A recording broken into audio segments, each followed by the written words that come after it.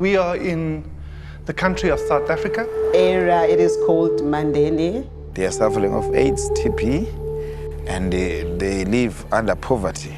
The houses are falling, factories are closed. They've got many problems at home. Education is always a major social problem. We struggle to have job social crisis we face in this is lots of unemployment.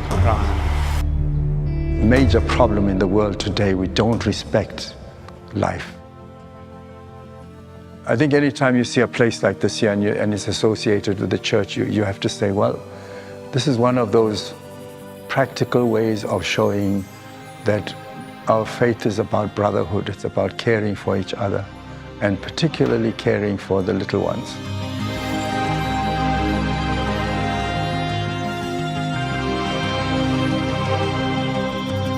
This organization is aimed at helping people who are in dire need. What we do is we run several projects, several institutions to fill the gap wherever there is an area where people are in need and nobody looks after them.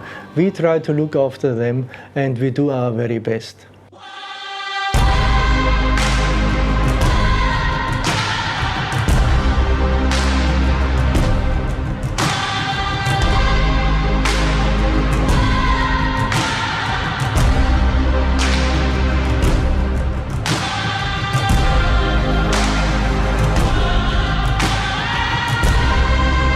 I'd only visited this facility once before, so my wife and I came up for a visit and we were blown away. I walked in and I said to my wife, "Yo, this place is so organized and so structured and got an amazing blend of care and compassion, and it's also got the systems and the processes that you would want to see in a place." So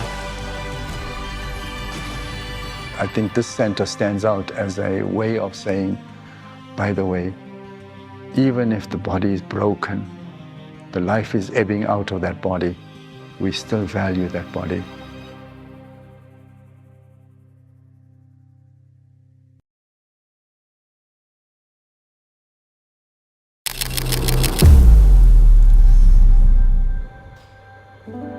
Most of our patients are unemployed. We don't charge them anything for being here. We are dealing mainly with cancer patients and HIV or AIDS patients that are towards the end of their life.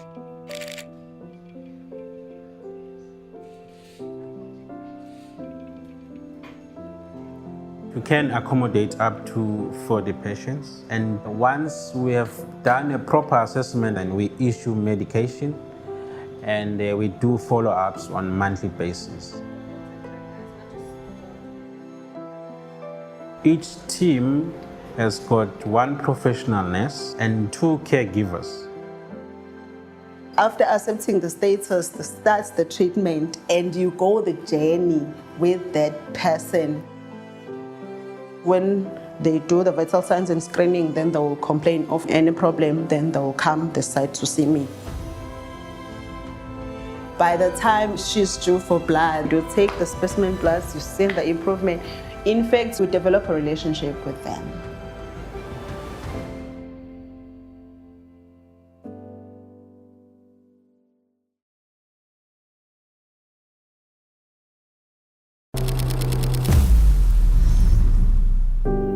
We are mainly dealing with patients that need palliative care. So we are dealing with people that have got life-threatening illnesses that needs to be managed in terms of their symptoms. Once they are stable with the symptoms managed, we are able to discharge them home and visit them at home. Hence, we've got a team that goes to their home to do home visits.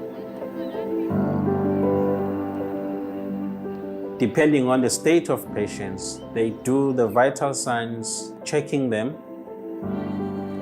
The most common life-threatening illness that we get is carcinomas, what we normally call cancers.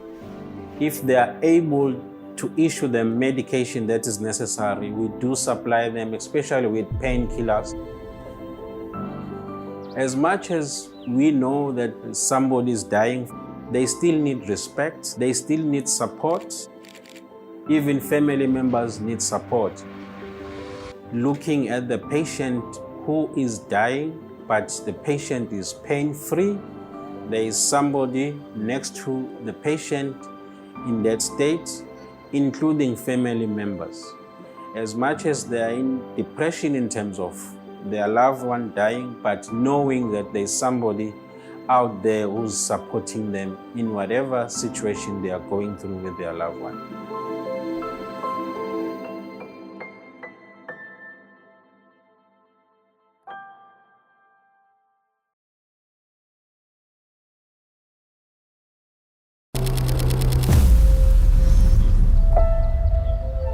I started here as a volunteer in 1996. This place was new by the time.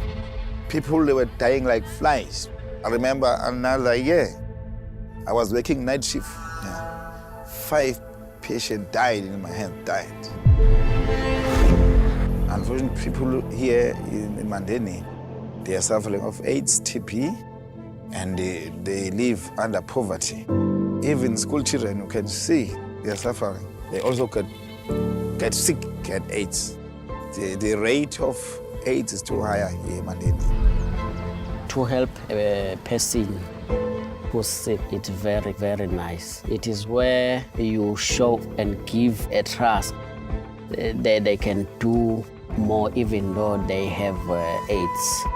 So life goes on. I keep motivate them that no, you can wake up and try to do something.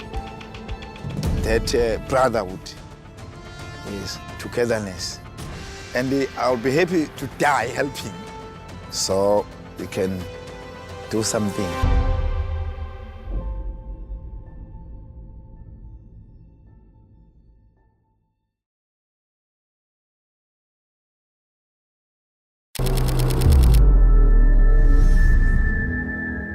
If I didn't come to them, they are left alone. As the lady told me that she goes in the morning to collect bottles and empty bread cases to sell now, to business people. This is how she survived.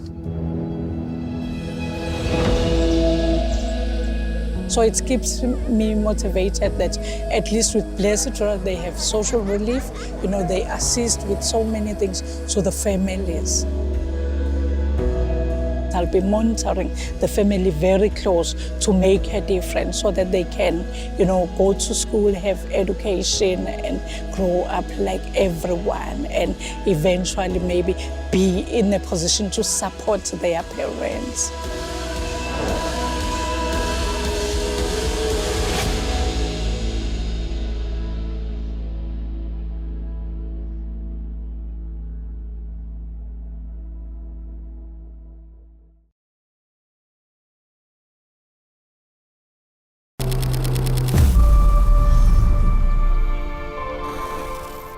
No child ever comes to us without trauma. So we try to create an environment, a family environment, where they begin to regain that trust to try help them overcome that trauma. They are live-in for 7 days a week with these children. As a mother in a normal household would be, the children have access to this care worker at any time. Sadly, 84% of the children in South Africa in grade 4 cannot read or write for understanding. Every afternoon, a group of children will be taken by one teacher who will then work very intensely with them to increase their reading and their writing ability. When the children reach adolescence, they then move down to separate houses where they learn independent living and do everything that an independent person would do. When the kids come up to you and you can see the smiles on their faces, and that's why I'm here. It's quite simple.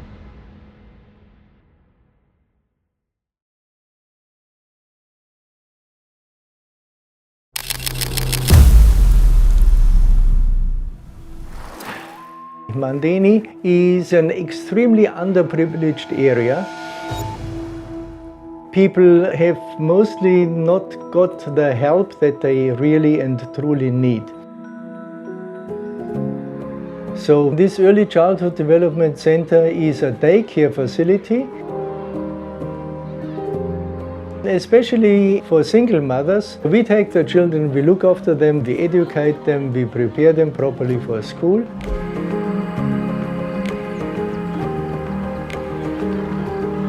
In that way, we try to make an impact on their education, and we are very glad for that.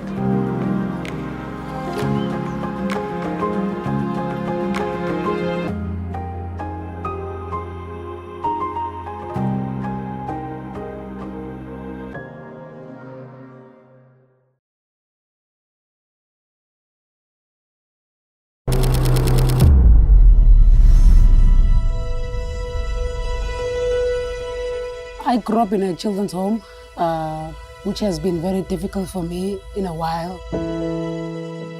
There's just good and bad days. You know, we are sisters, brothers and sisters. We have our squabbles, we have our happy days. But I feel like that's what builds a family. And treatment that we've been getting from everyone has just been good. And I feel privileged to be here in the care center. Every time I feel like giving up, they also there to support me, as well as the caregivers and the people who work at the care center. So yeah, I'm very grateful for those people. Yeah. I feel like Mr. Clark was sent by God to inspire me to be able to play the sport that I'm playing today. This place is a home for kids who, don't know their parents or have problems back at home. It's a safe space where we can all come together and create our very own family here, despite our problems and matters that we face.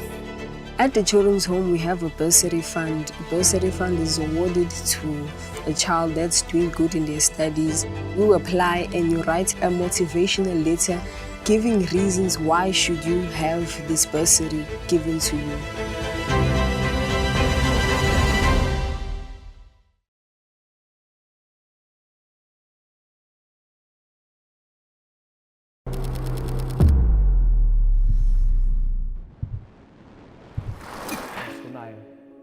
ungasingenisi ekulingweni kodwa usindise wona. Sisindise siyakunaka Nkosi kuko konke. If I were fundraising for Blessed Gérard, I would emphasize really the point that, like the Good Samaritan, we give up something of our own comfort in order to help somebody who's in distress.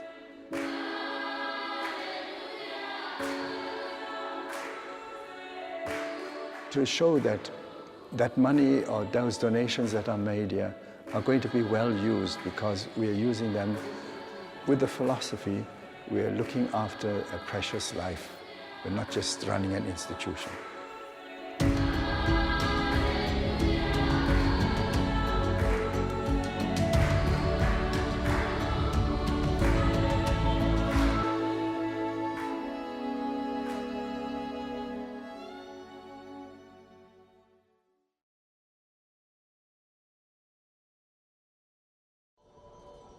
After all, it's the breath of God breathed His image and likeness into us. For us is to keep on being patient, keep on loving them. To give the best possible care and attention